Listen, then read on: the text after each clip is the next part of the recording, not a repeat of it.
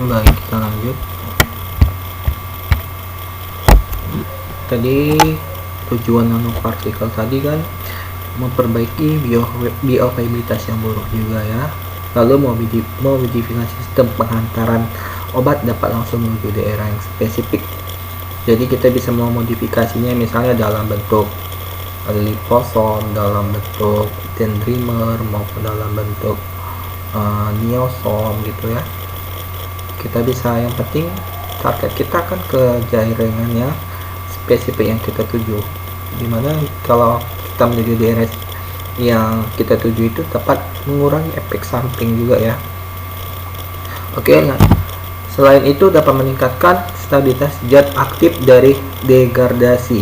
Degradasi itu adalah penguraiannya disebabkan oleh bisa enzimatis, oksidasi, dan hidrolisis. Lalu tujuan nanopartikel itu bisa memperbaiki absorpsi suatu senyawa makromolekul, dimana selain dia cepat larut juga dia dapat memperbaiki absorpsinya ya. Lalu mengurangi efek iritasi zat aktif pada saluran cerna. Misalnya ini untuk obat-obat yang dapat mengiritasi pada saluran cerna ya. Lalu modifikasi sistem penghantaran obat agar dapat langsung menuju daerah yang spesifiknya, mirip ya dengan tadi ya. Kita lanjut. Application inovatif nanoteknologi atau aplikasi yang inovatif ya, yang kira-kira yang terbarukan gitu ya, yang sering dikembangkan dalam bidang manapun. Contohnya di bidang energi, di bidang medicine seperti kita ya, nanobioteknologi, nano device, nano optical engineering ya, defense and security, bioengineering, kosmetik juga kita bisa, nanofabric juga ya. Oke, ini tadi ya ukuran partikel dari beberapa sel. Macam tadi ya, karbon dari 0,1 nanometer, DNA double helix 3, ribosom 10, virus 100, bakteri 1000, sel darah merah itu 5000 nanometer. Oleh karena ukuran partikel bahan obat dapat diberikan lebih kecil dibandingkan dengan ukuran sel-sel. Intinya ukuran partikel kita lebih kecil ya dibanding ukuran sel-sel di dalam tubuh manusia, maka bahan obat tersebut mudah larut, sehingga molekul kimia yang terkandung mudah terlepas dan memasuki sel dan bioavailabilitasnya lebih baik. Demikiannya halnya seperti sel bakteri. Contohnya, dengan bahan obat mempunyai ukuran partikel yang lebih kecil dibandingkan sel, bakteri akan menyebabkan bahan obat mudah menembus sel bakteri. Misalnya kita mau buat menembus untuk obat antibiotik nih biasanya ya, obat antibiotik kita harus kita kan mau ke sel bakteri nih, jadi kita membuat tadi apa katanya, memodifikasi obat kita lebih kecil dibandingkan dengan sel bakteri. Tapi sel bakteri tadi saya flashback tadi ya, yang nanocarrier tadi kan beda nanocarrier dengan nanokristal. Nanocarrier tadi kan kekurangannya nanokristal kekurangannya dia tadi dia dapat teragregasi, tergumpal kembali ya. Jadi misalnya nanokristal kita pertama kita buat dalam bentuk nano, tapi lama-lama dia akan tergumpal kembali jadi bentuk molekul, jadi lebih besar lagi dia ya. Tapi kalau nanocarrier dia lebih baik, dia misalnya kita ada buat nano nih, tapi kita salut lagi, kita perangkap lagi dia, dan tidak ada terjadi pergumpalan antara partikel-partikel tadi ya. Jadi dia tetap stabil dalam bentuk nano tadi. Oke. Kalau yang ini kasusnya misalnya di sel, kita mau target kita ke sel bakteri, kita modifikasi obat kita lebih kecil dibanding dengan sel bakteri itu tadi, sehingga penghambatan pertumbuhan bakterinya lebih cepat dan kuat ya. Oke, ini bentuk bahan nanopartikel. size-nya tadi ya 100 sampai 1 nanometer. Surface itu permukaannya. Polyglycine or other coating. PEG itu misalnya coating lapisannya PEG, polyethylene glycol, yang misalnya nanti kita bahas tentang namanya ligannya ya. Baru ada permukaan fungsional group, ada yang SH, NH2, ada karboksil ya. Ada chain surface, yaitu chain permukaan ion antara ion-ion ya. Baru target ligan tadi ya. Oke. Shapes ini adalah bentuknya. Ada bentuk batang, ada bentuk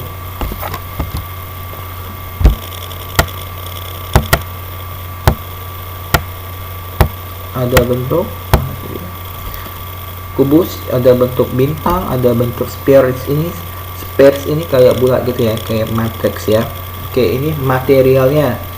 Ada dendrimer itu sering kalau kalian lihat seperti apa ya, kayak gambar bintang ya, kayak gambar fitofarmaka kan. Baru ada carbon nanotubes, ada metal particle, ada hydrogel particle, ada solid lipid hybrid particle, ada liposom, ada polymer particle ya. Itu bentuk-bentuk materialnya.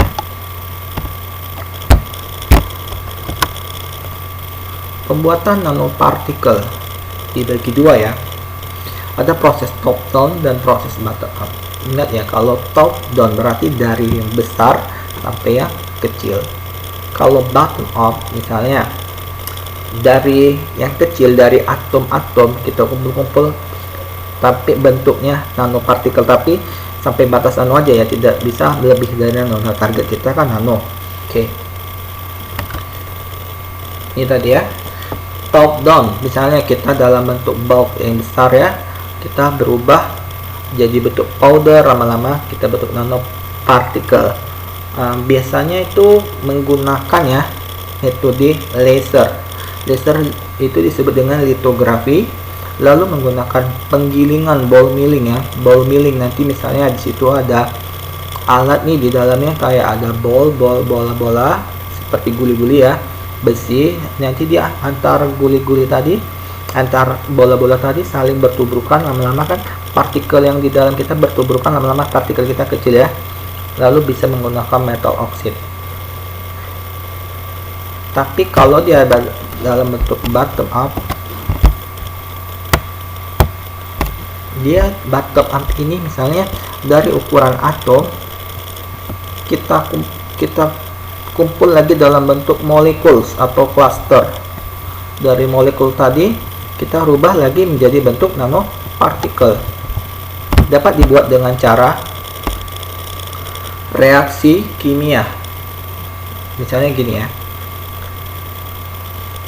Kalau proses bottom up ini menghentikan proses pembesaran atau aglomerasinya, kan misalnya dari bentuk atom membentuk molekul, itu kan terjadi penggumpalan, jadi besar partikel, namanya itu aglomerasi ya, sehingga ukuran partikel hanya sampai dalam skala nanometer. Ingat, misalnya kita membuat bottom up dari bentuk atom ke molekul ke nanopartikel, cuma sampai batas itu saja, tidak bisa kita memperbesar lagi, kan target kita tadi nanopartikel. Kalau bottom up ini dapat dibuat dengan cara reaksi kimia, yaitu bernukleasi ya dalam atom-atom, terus berkumpul titik nukleasi tersebut dan beraglomerasi atau berkoloid.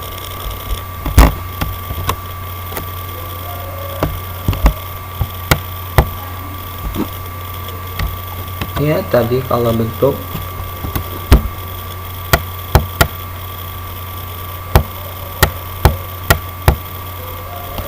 top down tadi ya, misalnya kita menggunakan milling atau menggiling grinding, lalu menggunakan metode high energy milling atau HEM ya, lalu kita memotong cruising grafting. Kalau bottom up kita metode presipitasi, metode fluid superkritis, metode polimerisasi monomer, metode polimer hidrofilik.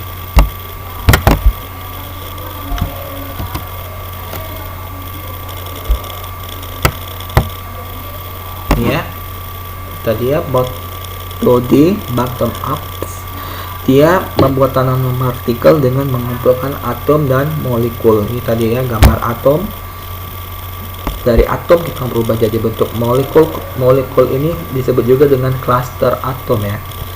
Dari cluster atom kita bentuk lagi dalam bentuk lebih besar nanopartikel dibandingkan molekul tadi. Oke, bottom tadi dengan menggunakan reaksi kimia. Kalau metode top down, pembuatan nanopartikel dengan memecahkan benda yang padat menjadi yang lebih besar ya. Ini kurang padat. Kita rubah menjadi bentuk serbuk ukuran mikro. Dari mikro kita rubah ke nanopartikel. Ingat ya, tadi memakai metode top down bisa menggunakan milling, bisa menggunakan laser, bisa menggunakan magnetik tadi ya. Kalau bottom up menggunakan reaksi kimia. Metode sintesis nanopartikel ya, kalau yang secara konvensional ada dua ya, secara konvensional lalu dengan cara yang lebih kompleks, yaitu maksudnya menggunakan alat-alat yang lebih canggih ya. Kalau yang konvensional ini contohnya solid gel ya, maksudnya ya, hidrothermal dan cara precipitation solid states ya. Kalau yang kompleks bisa menggunakan spray drying, polyolysis dan lain-lain, nanti kita bahas ya. Dan metode sintesis partikel ini termasuk metode yang terbaru ya, yaitu dengan cara pemanasan sederhana dalam larutan polimer dengan cara koloidal. Koloid ini kan cairan yang berwarna ya. Poliol, kalau dikatakan poliol dia banyak mengandung cincin-cincin OH ya. Baru menggunakan spray drying, ini ya alatnya ya, dan menggunakan template method dan nanosfer litografi. Nanosfer itu seperti matrix ya, litografi tadi menggunakan laser ya.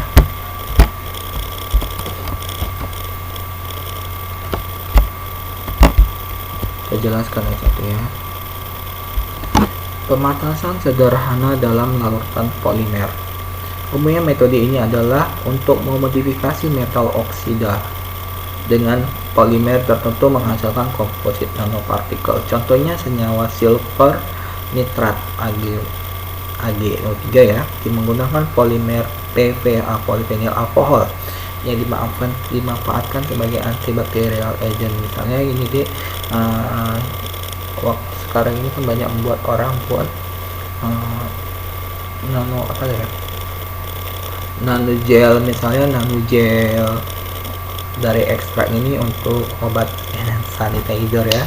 Obatnya orang peneliti misalnya dari ekstrak daun sirsak ya, dari daun tembelekan kan banyak mengandung antibakteri, dibuat nano baru secara tadi ya dengan metode pemanasan sederhana ya, menggunakan silver nitrat ya. Dan metode polyol proses ini merupakan cara yang dilakukan untuk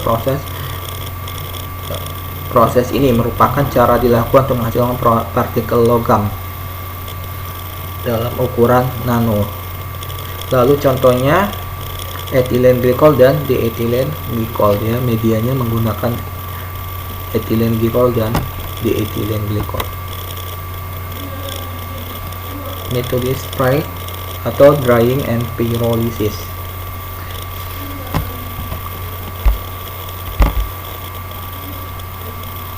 Metode sintesis ini yakni merupakan metode penguraian atau pembangkitan droplet-droplet kecil dari medium fase cair produk. Maksudnya gini ya, kita membuat droplet-droplet itu kan artinya tetes-tetesan yang kecil dari medium fase cair. Jadi hasilnya itu ya medium fase cair yang kita hasilkan ini dalam bentuk cairannya. Contoh produk dari sintesis ini antara lain parfum, hairspray, cat pillows, obat anti nyamuk, dan pampers ya. Ukuran droplet yang dihasilkan bergantung pada berbagai faktor antara lain viskositas, kekentalannya, kekentalan cairannya. Kekentalan cairan ini nggak boleh kita terlalu kental, nggak boleh terlalu cair. Misalnya terlalu kental, karena dia penekanannya itu lambat, karena yang kita hasilkan itu kurang maksimal ya. Lalu tegangan permukaan cairannya juga diperhatikan ya, ukuran lubang droplet yang keluar juga kita perhatikan. Misalnya kita mau berapa nano nih ukurannya ya. Kelebihan metode adalah efisiensi dan proses sintesis berlangsung cepat. Lalu masuk ke metode templating method dan nanospherical lithography. Metode ini diawali dengan deposisi material pada masker kristal koloid yang telah teratur atau terorganisir untuk pengaturan nanopartikel pada permukaan datar. Permukaan ini adalah cara fabrikasi ideal untuk menghasilkan penyusunan partikel yang teratur dan homogen, baik ukuran bentuk maupun perioditas, pada dikontrol dengan mudah. Ini metode koloidal ya, koloid. Sejumlah peneliti besar telah berhasil memodifikasi nanopartikel dalam bentuk koloid dengan ukuran 3-50 nanometer. Jenis koloid ini mencakup logam mulia ya. Untuk membuat partikel dengan ukuran tertentu biasanya menggunakan surfaktan.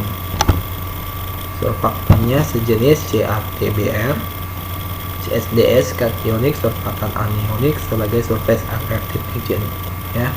Penambahan surfaktan berfungsi sampai menghentikan pertumbuhan ukuran partikel lebih lanjut, jika berfungsi menghindari penggumpalan atau aglomerasi yang lebih besar sehingga partikel koloid tetap stabil dalam jangka waktu yang lama. Jadi gini, kalau membuat koloid ini kan berarti di koloid ini berarti ada fase minyak dan fase air ya. Koloid misalnya kita di sini banyak menggunakan surfaktan ya, dimana surfaktan ini dia mempertahan. Misalnya gini, tadi kan kita proses bottom up kita menggunakan surfaktan ya. Kenapa? Takutnya kita bottom up kan dari kecil menuju yang besar. Takutnya yang dari kecil ini ukurannya kan kita jaga biar tidak dalam bentuk di atas mikro ya. Maksudnya kita kan membuat nano nih, tiba-tiba ukuran kita ini dari atom tadi membesar-besar, lama-lama bentuk makro. Kan target kita kan nano. Jadi supaya ukuran partikel kita tidak terus membesar, dipertahankan ya, dibatasi dengan penambahan surfaktan tadi. Jadi surfaktan di sini sangat berpengaruh, ada dua fungsi tadi ya, untuk mempertahankan bentuknya dan untuk mempertahankan terjadinya aglomerasi, penggumpalan ya, antara partikel yang satu dengan partikel yang lainnya.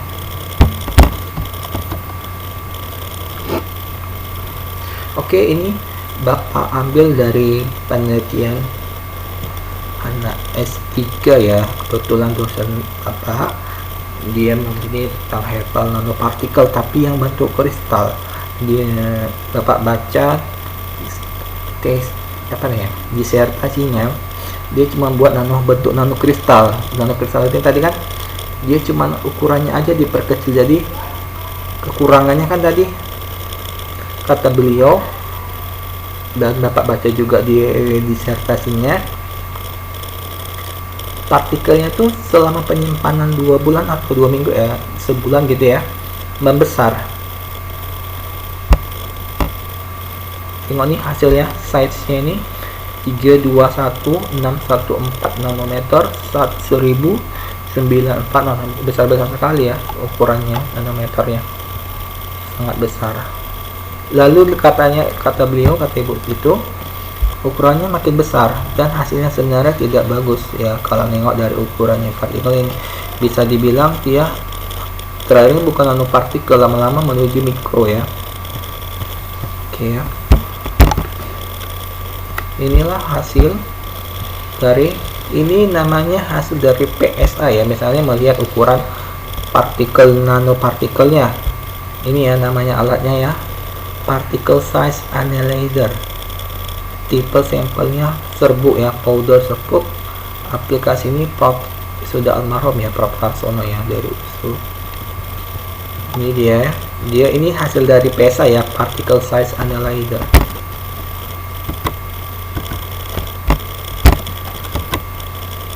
Oke. Ini hasil dari ibu tadi ya, juga gambarnya ya. Jadi kalian belajar ya, udah belajar anak S3 sebenarnya ini nggak apa-apa ya. Yang penting kita sama-sama belajar, dan kalau semakin tinggi kita pelajari, ilmunya semakin lengkap ya dek ya, nggak apa-apa ya. Oke, yang sebelah kanan ini metode lama ya, menggunakan HEM ya, nano herbalnya, nano high energy milling ya. Tadi kan bu ini menggunakan nano, dia penelitiannya herbal nano herbal gitu ya, menggunakan metode milling. Ini yang sebelah kanan millingnya, yang model lama, yang model baru ini ya, ada 4 ya. Ini alatnya ada di LIPI Jakarta ya dek ya. Oke, ini ya nama alat HEM nya tadi ya, millingnya di ini, bola-bola millingnya tadi ya, masukkan sini baru bisa dimasuk serbuk kita tadi yang mau kita buat nano ya. Oke, ini tadi ya, ini tadi alat untuk melihat nanopartikel, karena ini kan sangat kecil ya. Jadi untuk melihat morfologinya tadi kan menggunakan morfologi, melihat permukaannya tadi menggunakan SEM, tapi melihat strukturnya lebih lengkap yaitu dengan menggunakan TEM ya. SEM ini singkatan dari Scanning Electron Microscope ya. SEM dapat berarti scanning, yaitu sejenis mikroskop elektron menggunakan berkas elektron terfokus untuk memindai permukaan sampel. Mikroskop merekam informasi tentang interaksi antara elektron dan sampel, menghasilkan gambar yang diperbesar. SEM memiliki potensi untuk memperbesar gambar 2 juta kali ya. Gambar SEM memberikan wawasan tentang topografi sampel dan komposisi unsur. SEM mampu menangkap gambar hitam putih 3G dari sampel tipis dan tebal. Ukuran sampel hanya dibatasi oleh ukuran ruang mikroskop dan elektron. Jadi sebenarnya lebih bagus itu sebenarnya TEM dia, karena dia lebih warnanya lebih ini ya, lebih bagus ya. Kalau SEM ini kan warnanya hitam putih 3G ya. Oke. Bagaimana cara SEM bekerja ya? Untuk mendapatkan gambar beresolusi tinggi, sumber elektron juga dikenal sebagai senjata elektron, memancarkan aliran elektron berenergi tinggi ke arah sampel ini ya. Dari sini elektron memancarkan ke sini ya. Ada X-ray dan ada secondary. Oke. Sinar elektron difokuskan menggunakan lensa elektromagnetik ya. Setelah aliran terfokus mencapai sampel, ia memindai permukaannya dalam laser persegi panjang. Ini yang gambarnya bisa dilihat.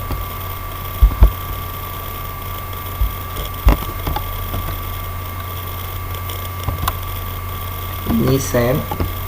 Bedanya SEM dengan TEM.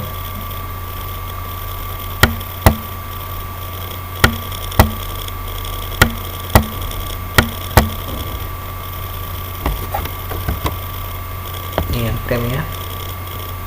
Sama aja sebenarnya, tapi bedanya di sini ada elektron mengirim elektron melalui, kalau yang TEM tadi ini TEM ya.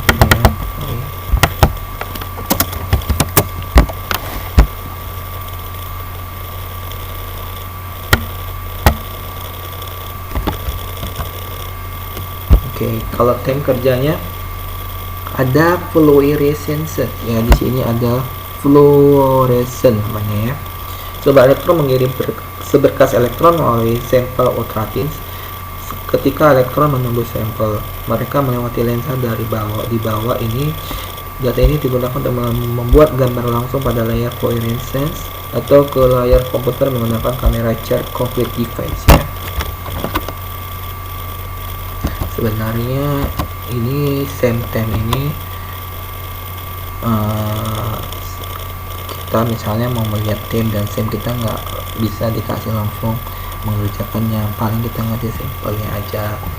sebenarnya kita nggak perlu mengkali-kali prosesnya ini. Yang penting kita mengasih sampelnya, nengok kita melihat sebenarnya kita cuma membaca hasilnya, misalnya ukuran kita berapa nano gitu aja ya, nggak perlu kalian bahas tentang elektron objektif. Ini sebenarnya bukan bagian kita ya, pokoknya kita cara membacanya aja. Sebenarnya keunggulan dibandingkan misalnya ini penelitian ibu itu ya, misalnya dia tadi menggunakan ekstrak ya nano ya, ketika kandungan senyawa kimia yang relatif masih utuh tidak menghilangkan proses pembuatan, lebih mudah larut dan mudah diabsorpsi ya, sehingga kemungkinan mula kerja obat akan lebih cepat dan dosis lebih kecil. Di sisi lain, pembuatan nano herbal membutuhkan waktu yang lebih singkat dan biaya yang lebih murah karena tidak menggunakan bahan penyari.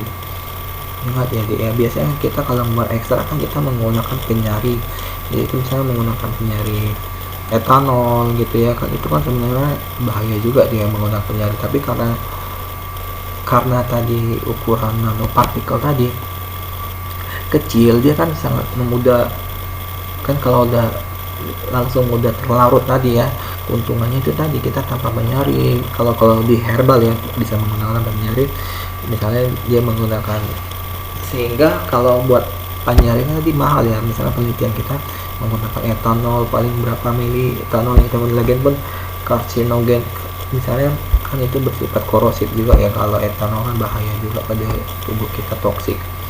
Jadi kan keuntungannya banyak. Jadi kalau buat nano herbal kita menggunakannya tanpa menggunakan penyari. Oke ya.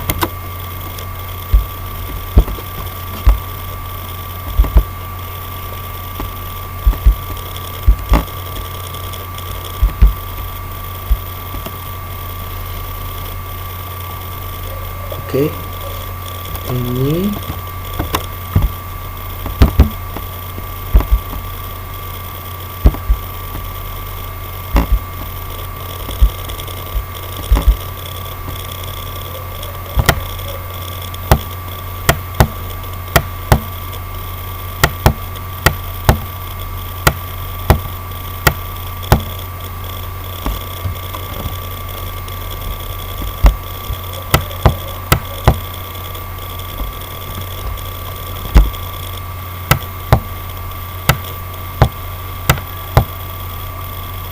maaf ya ada gangguannya.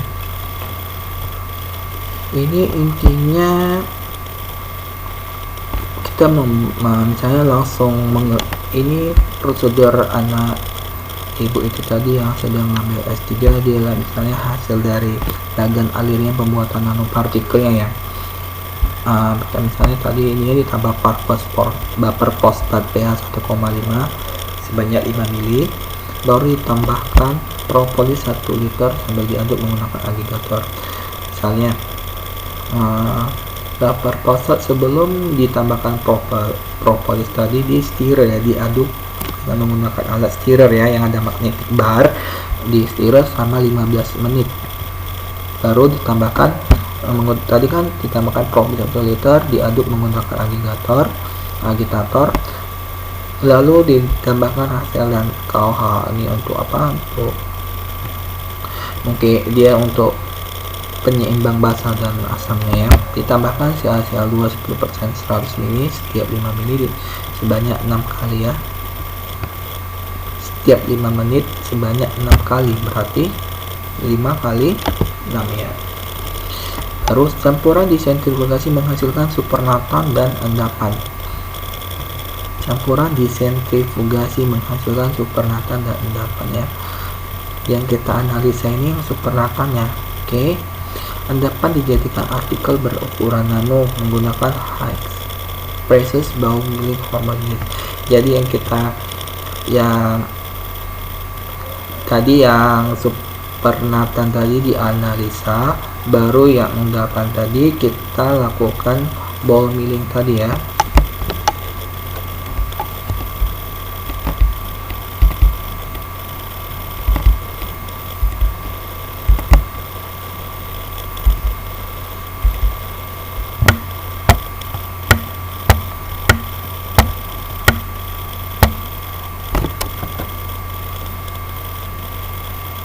Oke, Ini tadi dapat dideskripsikan dengan penonton sebanyak 2,5 baru sebenarnya dianalisa. Ya, nanopartikel yang dibuat dari material ini memiliki hidrofobik dan sebuah cangkang hidrofilik. Karena gaya berskala molekul dalam larutan molekul, pelitan hidrofobik bergerak menuju nanopartikel hidrofobik dan terserap di permukaan, di mana secara efektif terperangkap fenomena yang sama adalah ketika saus spaghetti mengotori permukaan wadah plastik, membuatnya menjadi merah. Dalam kasus ini kedua plastik dan saus berbahan dasar minyak dan hidrofobik saling berinteraksi satu sama lain. Jadi gini, ini misalnya macam kita membuat deterjen itu ya, di sini kan ada yang hidrofobik dan hidrofilik karena minyak dan air tidak tercampur. Jadi di deterjen itu banyak mengandung surfaktan ya, jadi saling menarik antara ini ya. Misalnya surfaktan itu kita anggap gimana ya, dia ada dua tangan satu memegang hidrofobik, satu lagi memegang hidrofilik ya. Jika dibiarkan sendiri, nanomaterial ini akan diam tersuspensi dan terdispersi walaupun di dalam air. Namun ketika disinari dengan sinar ultraviolet, cangkang terluar yang stabil akan rontok. Partikel yang sekarang akan menggerombol membentuk gumpalan yang besar dan agresif. Agregat ini hanya dapat dipisahkan penyaringan, sedimentasi atau metode lain. Pada peneliti memakai metode untuk mengekstrak patalet suatu zat kimia yang mengganggu hormon digunakan melembutkan plastik limbah air dan BPA zat kimia esensial mengganggu endokrin yang digunakan secara luas dalam botol plastik ya. Oke, kita bahas tentang sebenarnya di pelajaran tentang penghantaran obat ini saling berkaitan ya dia ya. Nanti misalnya kita belajar tentang bertarget, kita bahas tentang nano. Tadi kan kita bahas tentang nano carrier, yang penting intinya kalau nano carrier ini tadi intinya partikel kita diperkecil itu aja. Kalau tadi kalau ini carrier ini ya, nano carrier itu ada terbagi-bagi lagi caranya, yaitu nanotube, nanoliposom, nanopartikel lipid padat, micelle, dendrimer, nanopartikel polimerik, nanopartikel crosslink ya. Nanti kita bahas di penghantaran obat bertarget ya. Penting di sini kita cuman melihat pengertiannya aja, lihat oh begini gitu ya, lihat sampulnya aja lah istilahnya ya. Dispersi polimer itu ada terbagi lagi dengan metode. Caranya ada 4 ya, metode penguapan pelarut, emulsifikasi spontan, dilasi ionik, spread rate. Kalau dispersi polimer ini, dispersi itu artinya gimana ya, ingat ya, terdispersi. Dispersi artinya tercampur merata. Jadi gini, dispersi polimer itu polimer kita udah tercampur atau belum. Metodenya ini tadi ya, dengan metode emulsifikasi spontan juga bisa membuat polimer kita menjadi tersebar merata. Itu maksudnya dengan metode gelasi ionik, metode spray spraying, metode penguapan pelarut ya.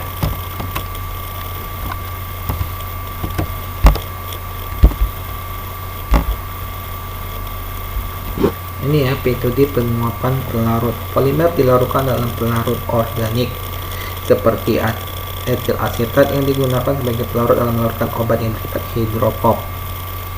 Intinya metode penguapan pelarut kita larutkan aja, misalnya bahan kita ini yang bersifat lemak atau hidrofob, kita larutkan dengan pelarut yang organik ya, misalnya menggunakan etil asetat. Baru campuran polimer dan larutkan obat diemulsifikasikan dalam bentuk yang mengandung surfaktan dan menjadi bentuk emulsi minyak dalam air atau OE. Setelah dibentuk emulsi stabil, pelarut organik kemudian diuapkan ya.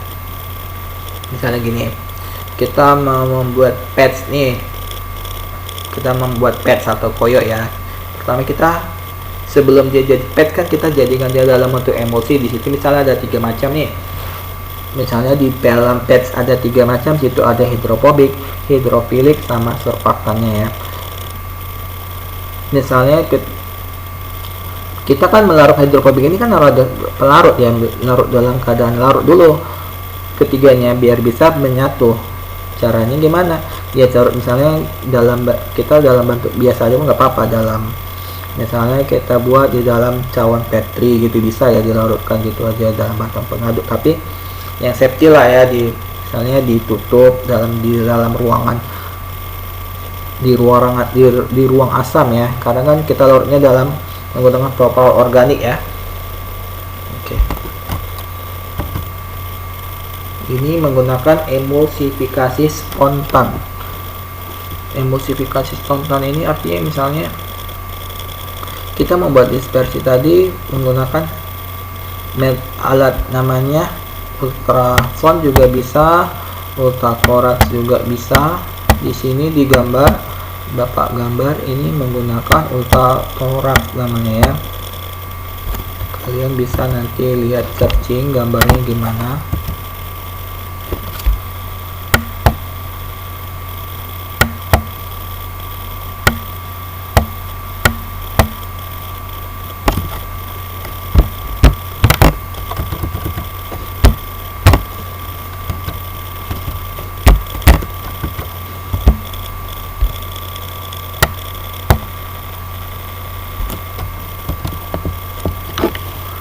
Ini gambarnya di ultrason atau ultrason ini dia menggunakan metode ini ya.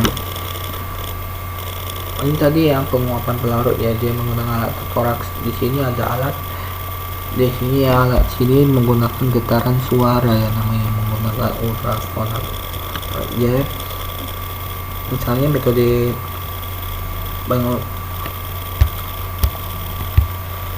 itu di modifikasi ini adalah penguapan pelarut.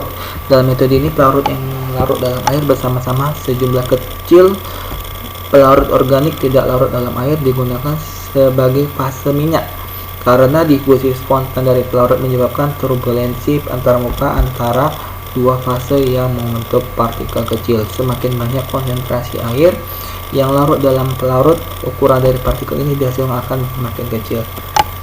Jadi di sini ada fase minyak dan fase yang untuk sejumlah pelarut organik yang tidak larut air.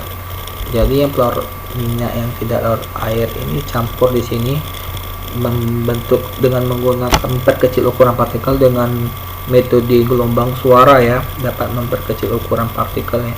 Sebenarnya hasilnya maksudnya editasi spontan, maksudnya cepat dihasilkan nanopartikelnya itu artinya ya. Misalnya dalam waktu 30 menit langsung kita hasilkan ukuran nano emulsi kayak gitu ya.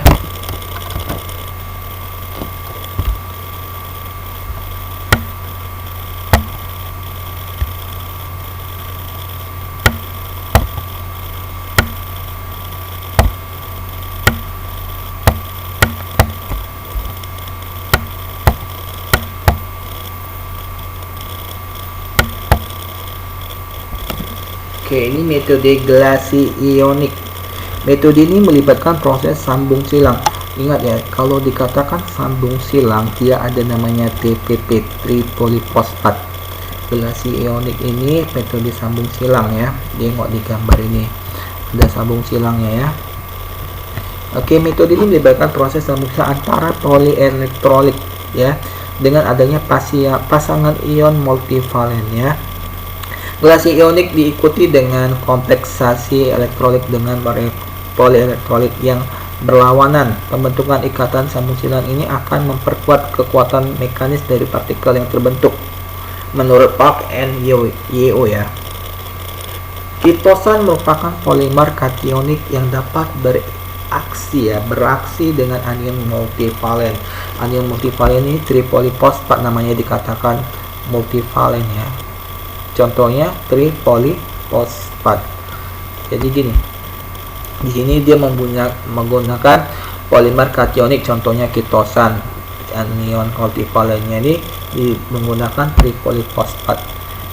Ini akan menghasilkan matriks nanopartikel ya, yang bersifat penaut silang. Ini istilahnya penaut silangnya, tolong diingat Kalau kata pesambung silang langsung ingat TPP. Nanti kalian lihat jurnal, pasti kalau ada kata-kata penaut silang kalian harus ingat ada PTP-nya, TPP-nya, tripolifosfatnya. Pembentukan mikropartikel dengan metode gelasi ionik dapat dilakukan dengan pengerasan tetesan cair. Ini gambar, namanya gambar stirrer ya. Ini stirrer. Sebelah kiri ada pengatur kecepatan putaran. Ini yang warna putih. Ini ada magnetic bar namanya, nanti diputar berapa RPM, misalnya kita inginkan berapa RPM. Nanti ini ada magnet berputar ya. Ini emulsi ya, yang warna kuning ini emulsi. Kita akan membuat misalnya membuat emulsi ya, membuat taut silangnya ya. Ini sebelah kanan heating, pemanas. Kita di sini nggak menggunakan pemanas ya. Misalnya kita menggunakan stirrer, kita menggunakan stirrer aja tanpa ini. Oke. Prosedur meliputi pencampuran dua fase cair. Fase yang satu mengandung ketosan dan fase yang satu lagi mengandung anion multivalen ya.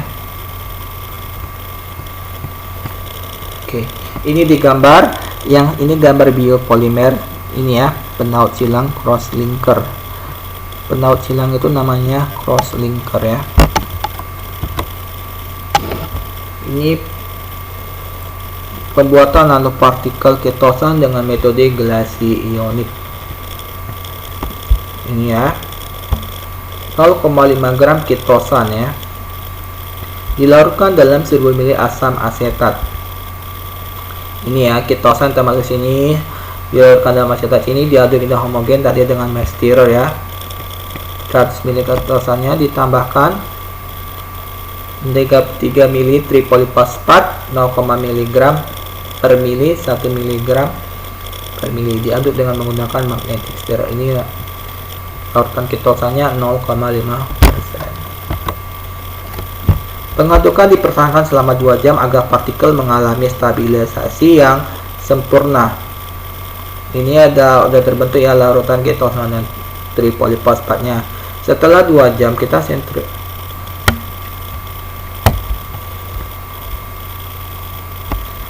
setelah 2 jam kita sentrifugasi ya. Sentrifugasi artinya diputar sini ya. Nanti di sini misalnya kita masukkan ke dalam tabung reaksi. Di sini nanti ada berapa biji tempat letak tabung reaksi. Nanti di sentrifugasi diputar ya. Di sentrifugasi dengan kecepatan 9000 kali gram per selama 30 menit. 30 menit ya dia di sentrifugasi. Hasil sentrifugasi dibukukan dalam freezer ya. Setelah disentrifugasi dibekukan, setelah itu dihasilkan hasil freezer, baru dihasilkan freeze dryer ya, freeze dryer. Oke. Hasil freeze dryer di grinding dengan menggunakan grinder ya. Lalu setelah di grinder digerus dengan mortal, terbentuk nanopartikel ketosan ya. Baru setelah terbentuk nanopartikel ketosan dikarakterisasi dengan menggunakan FTIR ya. FTIR melihat ininya ya, gugus fungsinya ya, apa aja yang ada, apakah ada misalnya reaksi gugus fungsinya, misalnya ada nggak tumpang tindih, misalnya ada gugus karboksilatnya gimana, gugus amina gimana, PSA nya ini kita melihat ukurannya tadi ya, baru SEM ya. Kalau PSA melihat ukurannya, kalau menggunakan SEM melihat morfologinya. Tadi TEM melihat strukturnya. Oke ya. Kita bahas tentang spray drying. Polimer dilarutkan, ini alatnya ya, spray dryer ya. Ini ya hasilnya tetes droplet tadi ya, uap yang sangat kecil. Polimer yang dilarutkan dalam pelarut organik, obat didispersikan ke dalamnya, kemudian dimasukkan ke dalam alat spray dryer. Sampel menjalani proses penyemprotan melalui udara panas. Berarti di sini panas ya. Larut akan menguap sehingga menyisakan partikel yang berukuran nanopartikel. Oke.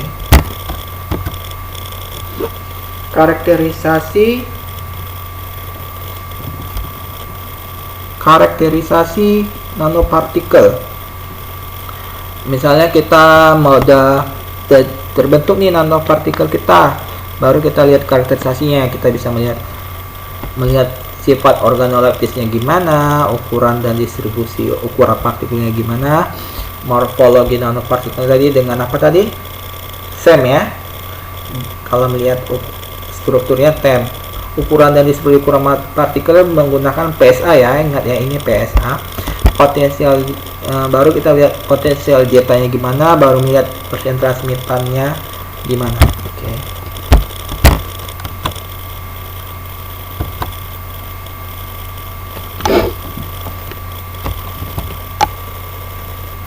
Ini ya.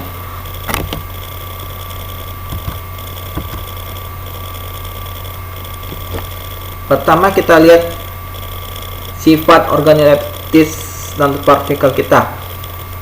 Misalnya gini, mengetahui morfologi dari nanopartikel yang mempengaruhi sifat pelepasan zat aktif dari nanopartikel tersebut. Pengamatan ini dapat dilakukan menggunakan mikroskop optik ya. Dengan perbesaran yang disesuaikan, pengamatan kejernihan dilakukan untuk mengetahui morfologi dan ukuran dari nanocarrier. Secara visual, partikel yang berukuran ingat ya, secara visual atau kasat mata, partikel yang berukuran nanometer tidak dapat terlihat oleh kasat mata. Suspens akan terlalu jernih dan transparan. Jadi kita melihat menggunakan mikroskop apa ini? Yang misalnya yang SEM tadi atau TEM tadi ya, tidak bisa lihat dari kasat mata kalau yang sifat organoleptisnya. Ukuran partikel dan distribusi ukuran nanopartikel.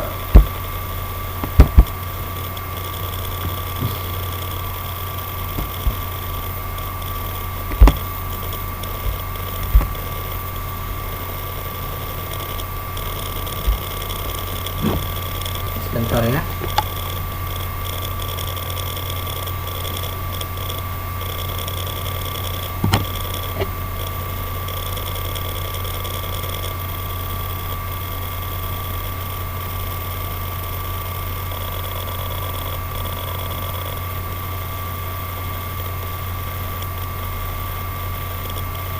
Oke.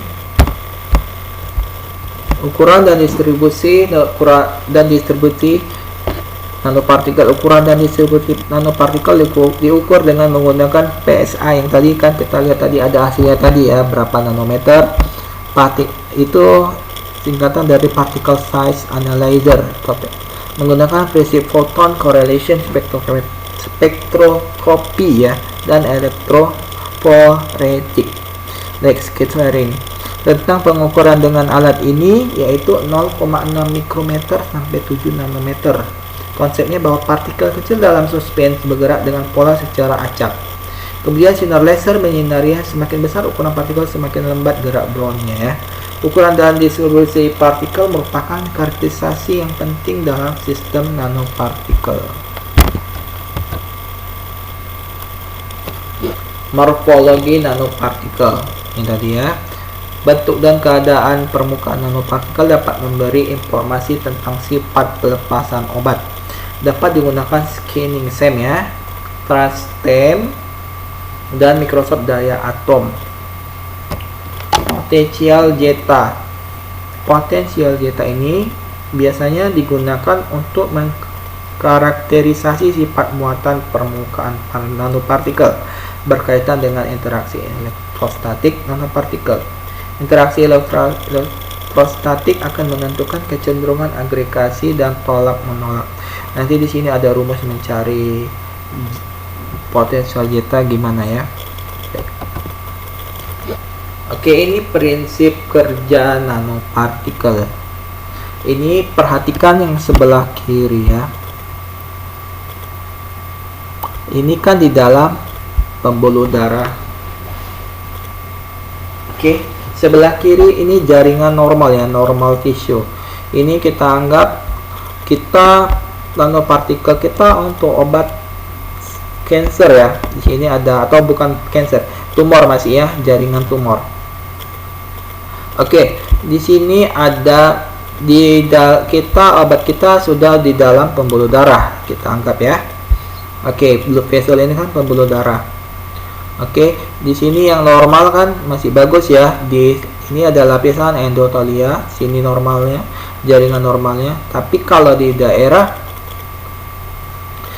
Lihat, perhatikan yang ukuran nanoparticles ini warna small molecule ya, warna hijau ya, warna biru dia nanoparticle. Dia dapat sebelah kiri, tengok nih, perhatikan, dia bisa melewati, kalau yang dia tisu di dalam jaringan kanker, dinding endotelia sudah renggang ya, perhatikan renggang. Tapi kalau yang endotelia yang jaringan yang normal, dia endotelia sel endotelnya ini masih rapat ya. Tetapi kalau yang di sel tumor, dia sudah merusak sel-sel endotelia. Jadi dengan gampangnya obat nanopartikel kita dapat menembus dinding endotelia. Paham ya? Di sinilah kelebihan nanopartikel. Oke. Terima kasih ya, Dik ya. Aduh.